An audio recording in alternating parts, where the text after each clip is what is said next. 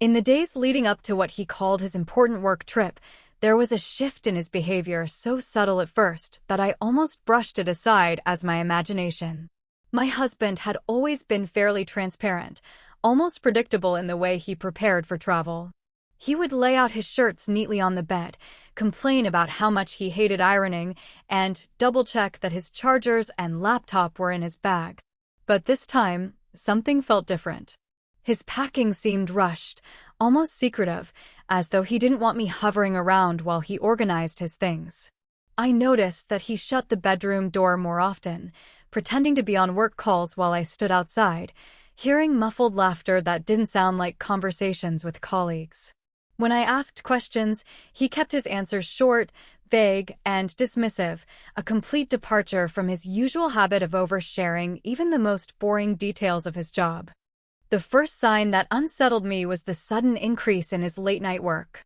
He was always someone who valued sleep, yet now he was glued to his phone past midnight, smiling to himself as if the messages on his screen carried a private joy I wasn't part of.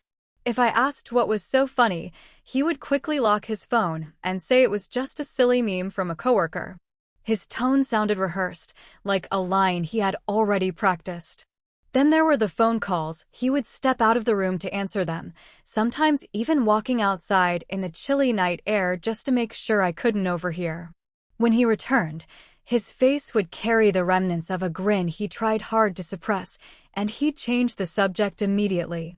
Then came the lies about his schedule. He claimed he had to fly out earlier than expected because his boss had scheduled a last-minute meeting. The problem was, I knew his company rarely made sudden changes like that. Everything in his office was usually planned weeks, sometimes months, in advance. When I pressed for details, like where he was staying or who else was going, he became defensive. He snapped that I was being paranoid, that I should trust him, and that not everything needed to be shared like some sort of itinerary report. That reaction in itself raised more alarms. A man who once cheerfully updated me about every conference dinner and networking lunch suddenly had nothing specific to say about this trip. Money became another red flag. I noticed unusual charges on our joint account, restaurants in parts of town nowhere near his office, purchases that didn't match his usual habits, and hotel inquiries that were never mentioned to me. When I asked about one particular charge, he quickly brushed it off as a business expense and promised he would be reimbursed. But the nervous look in his eyes told me otherwise. It was the kind of look that silently begged me to drop the subject, and in that moment I realized he was no longer treating me as a partner, but as someone he needed to keep in the dark. Even his demeanor at home was changing. He became strangely attentive in some ways, almost overcompensating. He would bring me small gifts, like flowers from the grocery store or my favorite chocolate, gestures that might have seemed sweet if they hadn't felt so forced. At the same time, he grew distant during conversations, as though his body was in the room, but his mind was elsewhere.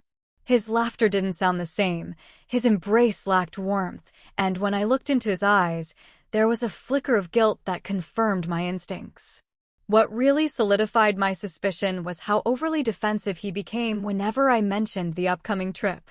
Something as simple as asking what city he was flying to turned into a mini-argument.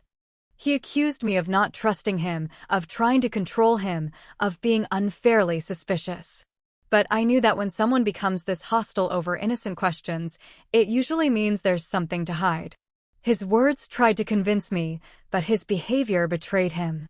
The night before he left, I watched him pacing around the bedroom with his phone in hand, texting rapidly, his face lit up by the screen. He didn't notice me standing there for a while, observing him, seeing the little smirk tug at his lips as if he were sharing a private joke. When he finally realized I was watching, he jumped and pretended it was a work email, quickly slipping his phone into his pocket. I knew then that my instincts weren't wrong, that something about this work trip was a carefully constructed lie waiting to unravel. The red flags kept multiplying, each one stacking on top of the last until it was impossible to ignore. I told myself that maybe I was overanalyzing, that marriages go through phases where things feel off, but deep down I knew these weren't just mood swings or busy workdays. They were patterns, deliberate choices he was making, and each choice seemed designed to keep me at arm's length. It was in the way he handled his phone most of all. He used to leave it lying around, face up on the counter or charging on the nightstand without a second thought, but now it was practically glued to his hand. Even in the shower, I noticed he started placing it on the sink instead of leaving it in the bedroom. He set new passwords I didn't know, turned on extra privacy settings, and kept it on silent so I wouldn't hear the constant buzz of notifications. The shift was too sudden, too purposeful, and I couldn't help but connect the dots. One of the clearest signs was his sudden disinterest in sharing about his work. For years, he had a habit of unloading every detail of his office life onto me the moment he came home. He'd talk about projects, colleagues, even gossip about office politics, and while sometimes it bored me, I appreciated that he confided in me. But now, his stories evaporated. If I asked what he worked on, he would shrug and say, just the usual. If I pushed further, he'd get irritated, claiming I was nagging. The man who once couldn't wait to complain about his boss suddenly had nothing to say about him at all. That silence was louder than any excuse he could have given me. Then there were the changes in his appearance. He started grooming himself differently, putting more effort into how he looked before going to the office. New shirts appeared in his closet, shirts I hadn't seen before, and his cologne use became more frequent. He was suddenly meticulous about shaving every morning, and even his haircuts were happening more often than usual. He brushed it off as wanting to look professional for his meetings, but I had known him long enough to recognize when he was dressing for someone else's attention. The way he studied himself in the mirror before leaving, adjusting his tie just so, told me everything I needed to know. His time management also grew suspicious. He began working late nights more often, claiming projects were piling up or that his boss needed extra reports done. But when I offered to bring him dinner at the office or suggested dropping by to pick him up, he immediately shut down the idea. He gave excuses about tight deadlines or conference calls that couldn't be interrupted. On one occasion, I even drove near his office just to see if his car was parked there, but it wasn't. That night he came home 3 hours later than usual, insisting he had been buried in paperwork. His lie slipped easily from his lips, but it didn't match the evidence staring me in the face. There was also a shift in his finances. I started noticing receipts tucked away in his pockets or left in his car, receipts from restaurants we never went to together. When I asked him about them, he casually said they were business lunches, nothing out of the ordinary. But the frequency and the locations told another story. These weren't the usual spots he and his coworkers visited. They were more intimate, tucked-away restaurants perfect for a date, not a corporate lunch. Each time I confronted him with one of these little discoveries, he grew more irritated, snapping that I didn't understand his job, that I was making something out of nothing. Even his behavior around me shifted in small but telling ways. He was less affectionate, often distracted, as if his thoughts were constantly elsewhere. Conversations would trail off because his attention was glued to his phone, his eyes flicking down to the screen when he thought I wouldn't notice. At the same time, he overcompensated in strange bursts, grand gestures of kindness, sudden compliments, or exaggerated enthusiasm about trivial things. It felt like guilt spilling out of him, disguised as affection. It was uneven and inconsistent, like he was trying to cover up one truth with another. Friends even noticed the changes. A close friend once asked me if everything was okay because she saw him in town looking unusually cheerful, chatting animatedly with someone she didn't recognize. She said it looked too personal to be a work conversation. I forced a smile and brushed it off, but inside, her words echoed in my head. It wasn't just me anymore who saw something off, it was becoming obvious to others too. The final red flag came a few nights before his supposed trip. I overheard him on the phone, his voice low and warm in a way he hadn't spoken to me in months. He said things like, "I can't wait and it'll be perfect." When I stepped closer, the floor creaked and he abruptly ended the call, pretending it was a client he had to deal with. His face betrayed him, though. There was a softness in his expression that didn't belong to me anymore. When the signs became too overwhelming to brush aside, I knew I had to dig deeper. It wasn't enough to suspect, because suspicion without proof only left me feeling like I was losing my mind. He was careful, but not careful enough, and small cracks began to appear in his story. The first thing I did was pay closer attention to his travel plans. He claimed he had a flight booked through his company's usual provider, but when I asked to see his itinerary, he got defensive and muttered something about handling it directly with his assistant. That didn't sit right with me, so I quietly checked the travel app we both had access to for previous bookings. There was nothing listed under his name for the dates he was supposed to be gone. That was the moment I realized his work trip wasn't recorded anywhere official. I started observing the little details he overlooked. He had always been meticulous about packing for real work trips, making sure to include his laptop, notebooks, and even printed documents. This time, he packed lightly, almost suspiciously so. His suitcase looked more like a weekend getaway bag than luggage for an important conference. There were no files, no chargers, no cables, just casual clothes, a couple of nicer shirts, and oddly, his best cologne. It was the kind of packing that made sense for leisure, not business. I watched him zip up the bag, and though I didn't say anything, my mind was already racing with possibilities. Technology became my ally in uncovering the truth.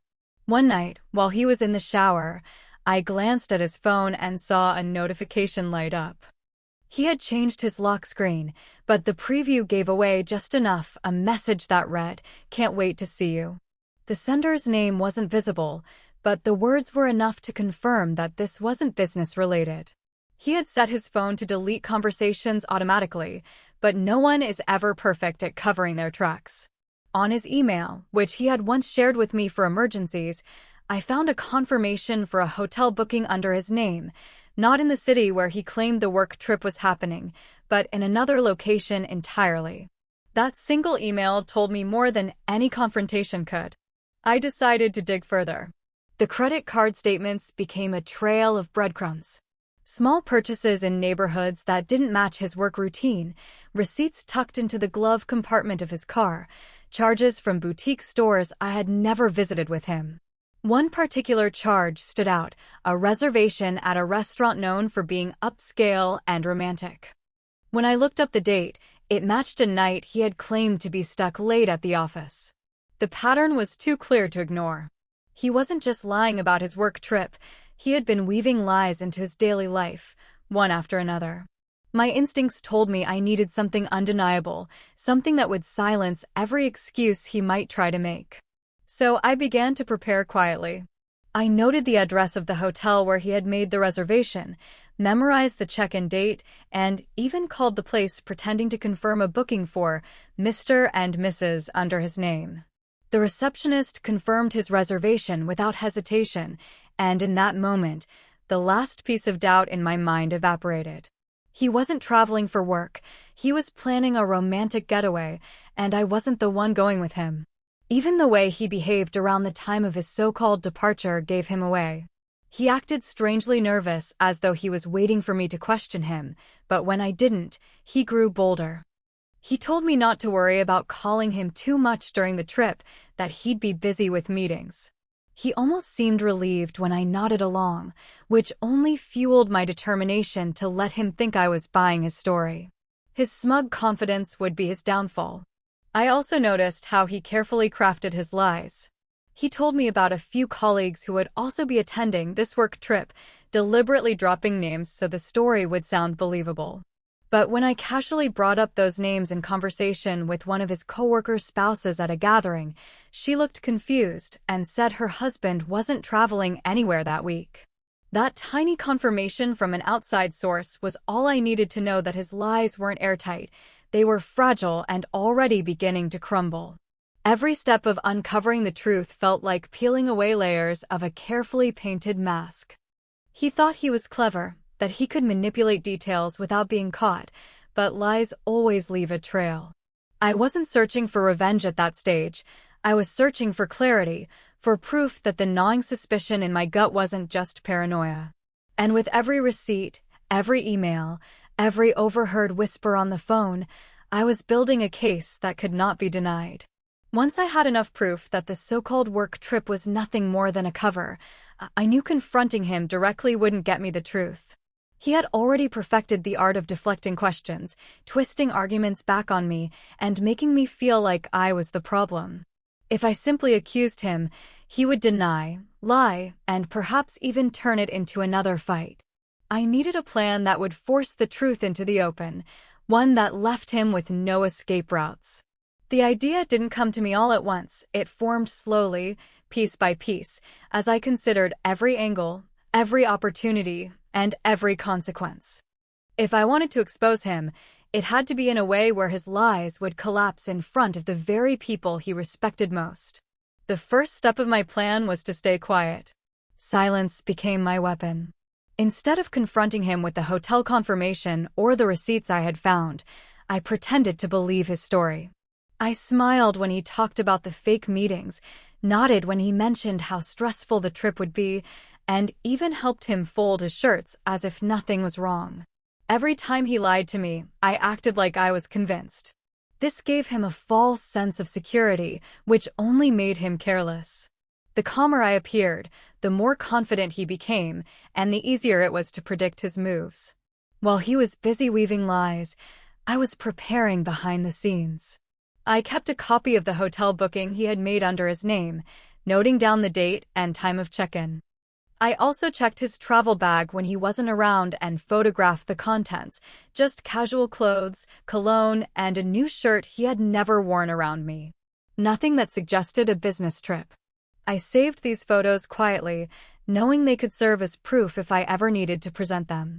Every small piece of evidence felt like another layer of armor protecting me from his gaslighting. The second part of my plan involved his boss. I knew his boss personally from company dinners and events, a man who valued professionalism and loyalty above everything else. If there was one person my husband feared disappointing, it was him. The thought struck me that exposing the truth in front of his boss would not only corner him, but also strip away the facade he had built at work. I began by casually reaching out to the boss's assistant under the pretense of confirming a few details about the trip.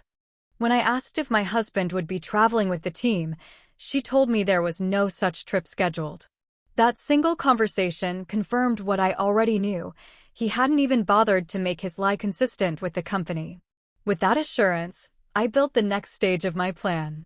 I decided that instead of simply waiting at home for his lies to unravel, I would make sure to be at the right place at the right time. The hotel he had booked wasn't far from where we lived, so I arranged to be nearby on the day of his supposed departure. I even thought about booking a room under my name at the same hotel, ensuring I could move around unnoticed and catch him in the act. It felt strange, almost surreal, to plan something like this, but the thought of watching his lies crumble in real time gave me a strength I hadn't felt in weeks. I also rehearsed how I would act when the moment came. I didn't want to be emotional or give him the satisfaction of seeing me break down. My plan was to remain calm, to let the evidence speak louder than my anger. I pictured myself walking in at the right moment, his boss standing nearby, and my husband caught off guard with no way to spin his lies. I wanted him to realize that the web he had spun had trapped him instead of me. Every small detail mattered. I coordinated with a friend to keep tabs on his movements that day, someone who could call me if they spotted him leaving with luggage or heading toward the hotel. I made sure my schedule was clear so I could focus entirely on executing my plan. I even laid out the clothes I would wear that day, something simple but confident, so I wouldn't appear rattled or weak. It wasn't just about catching him, it was about reclaiming my power in a situation where he had tried to make me feel powerless. The night before his trip, I watched him rehearse his lies one last time. He kissed me goodbye with an ease that almost made me doubt myself, but then I remembered the hotel booking, the receipts, the emails. I remembered every late-night phone call and every dismissive answer. That memory hardened me. As he walked out the door with his suitcase, I wasn't the naive wife he thought he was deceiving anymore. I was already 3 steps ahead of him, my plan set in motion, waiting for the perfect moment to strike. The day of his so-called work trip arrived, and with it came the culmination of all the careful planning I had done. I let him leave the house first, suitcase in hand, his expression a mixture of fake seriousness and concealed excitement. He kissed me on the cheek and muttered something about having a long week ahead, promising to call once he landed. I forced a smile, playing my role to perfection, while inside I was already preparing for what was about to unfold. As soon as he drove away, I put my own plan into motion. I dressed deliberately, choosing an outfit that gave me confidence but didn't draw unnecessary attention. I wanted to blend in enough to move unnoticed, but still carry myself with the composure of someone in control. The hotel he had booked wasn't far, and I knew from the reservation details exactly when he would arrive. My heart pounded as I drove there, not from fear but from anticipation. I had imagined this moment over and over, and now it was no longer a fantasy in my head, but something real and unfolding. I parked a short distance away and waited, scanning every car that pulled up. When I finally saw him step out, suitcase in hand, my suspicions were confirmed all over again. He wasn't dressed like a man heading into meetings. He wore a casual shirt, no laptop bag, no folders, nothing that screamed business. Instead, he looked like someone ready to check into a weekend getaway. I didn't approach him right away. I wanted the timing to be precise. I followed him inside, careful to stay behind, and watched him check in at the front desk. My chest tightened when I saw him smile at the receptionist, using his charming tone, and accept the room key. Minutes later, a woman appeared from the lobby seating area, and the two of them greeted each other with a warmth that cut like glass. She wasn't a colleague. She wasn't anyone I had ever seen before. She was the reason behind the late-night calls, the secretive messages, the lies. Watching them laugh quietly together confirmed every piece of evidence I had gathered. But my plan wasn't just to see them. My plan was to expose him. I had already informed his boss that I wanted to discuss something important and suggested meeting him in the same hotel's cafe under the pretense of needing his advice about something related to my husband's schedule. His boss, unsuspecting, agreed. I timed my arrival so that by the time my husband and the woman were heading toward the elevators, his boss was already seated nearby. I walked into the cafe with calm, deliberate steps, greeted the boss politely, and sat across from him. My husband hadn't seen me yet, but the moment was approaching fast. I made small talk with the boss while keeping one eye on the lobby. Then it happened. My husband and the woman emerged from the check-in desk, luggage in tow, and began walking toward the elevators. I stood up, excusing myself for a moment, and intercepted them halfway. His face drained of color the second he saw me standing there. The shock in his eyes was unmistakable. He stuttered, trying to form words, but the presence of his boss just a few feet away froze him. The woman beside him looked confused, then uncomfortable, realizing instantly that she had been caught in a situation she hadn't prepared for. I didn't raise my voice. I didn't need to. I simply greeted him the way a wife greets her husband, my calmness sharper than any scream could have been. Then I turned slightly so his boss, now standing and clearly observing the exchange, could see everything. His boss's eyes narrowed as he put the pieces together. The hotel, the woman, the timing, it all told a story that required no explanation. My husband was caught in a trap of his own making, exposed not only to me but to the very authority figure he had wanted to impress. He tried to mumble something about a misunderstanding, but every word fell flat. The evidence was right there, his lies unraveling faster than he could patch them. The woman quietly excused herself and disappeared, leaving him alone to face the weight of the truth. His boss, stern and visibly disappointed, asked him a simple question about why he was here when no company trip had been scheduled. My husband had no answer. His silence was damning, louder than any admission he could have made. In that moment, all the control he thought he had vanished. He wasn't the clever man spinning stories anymore. He was just a liar standing exposed, stripped of his excuses in front of the one person he never wanted to disappoint. And I stood there, unshaken, watching as the house of cards he had built finally collapsed in the most public way possible. The aftermath was nothing like I had imagined, and yet it carried the exact weight I had been preparing for. Once the truth was laid bare in front of his boss, there was no going back. My husband's face looked like it had been drained of all color, his body frozen in a mix of shame and disbelief. For years, he had built his reputation as a reliable man at work, someone who could be trusted, someone who projected stability and professionalism.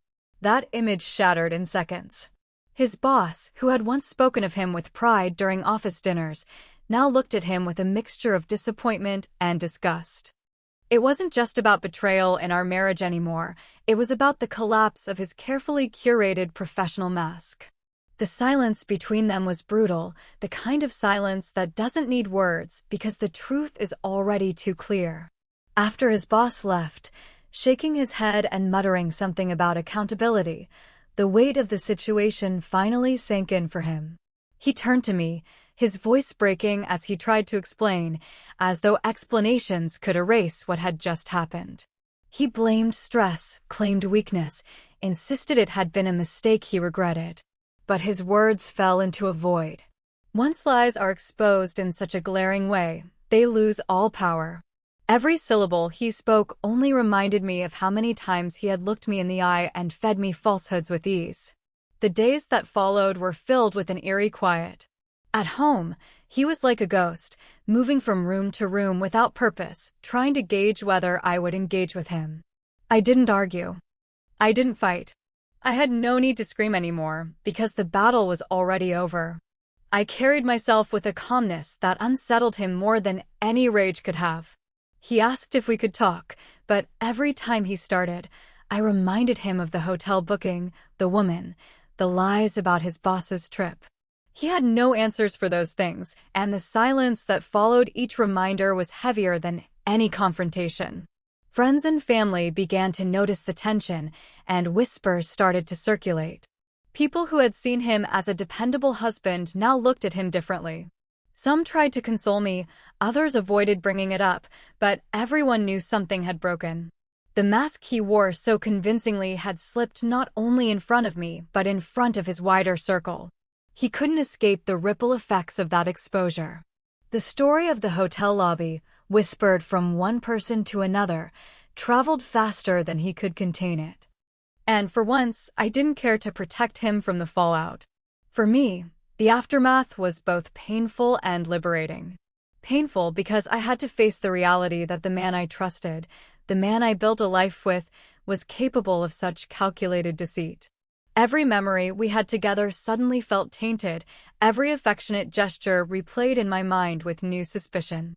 I questioned when the lies had started, how long the other woman had been in the picture, and whether I had ignored signs earlier out of blind trust. But at the same time, it was liberating because I was no longer living under the shadow of his lies. The exposure gave me clarity. I didn't have to wonder anymore, didn't have to gaslight myself into thinking I was overreacting. The truth had been laid bare, undeniable and permanent. He tried to apologize in 100 different ways.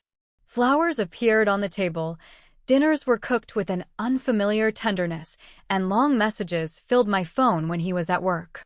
But every attempt rang hollow. They weren't born from love or regret, they were born from fear. Fear of losing the life he had built, fear of facing the consequences of his actions.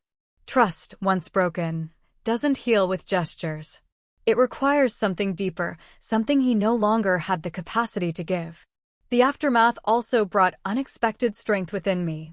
I began focusing on myself, on the parts of my life that had been overshadowed by his lies. I reconnected with friends, spent more time outside the house, and gave myself space to breathe without his constant presence weighing me down. The more distance I created, the more I realized how much of myself I had lost in trying to believe his version of reality. Slowly, I was reclaiming that. For him, however, the exposure continued to ripple outward. His reputation at work suffered in ways he hadn't anticipated. His boss, though discreet, clearly didn't look at him the same way anymore. Opportunities he once expected seemed to dry up. The colleagues who used to respect him kept their distance. It wasn't just the affair that had ruined him, it was the deception, the arrogance of thinking he could juggle lies without consequences. His downfall wasn't loud or dramatic. It was slow and suffocating, a gradual erosion of the respect he once commanded. At home, the silence between us became a chasm. We were two people inhabiting the same space, but living in completely different worlds. He wanted forgiveness, wanted to move on as though the hotel lobby confrontation had been a bump in the road, but I couldn't erase the image of him standing beside another woman, smiling in the way he used to smile at me. That image stayed burned in my mind, a reminder that trust, once shattered, doesn't simply rebuild itself because the guilty party is sorry. It lingered in the way I looked at him, in the way I pulled back when he reached out, in the way I chose my own peace over engaging in his endless justifications.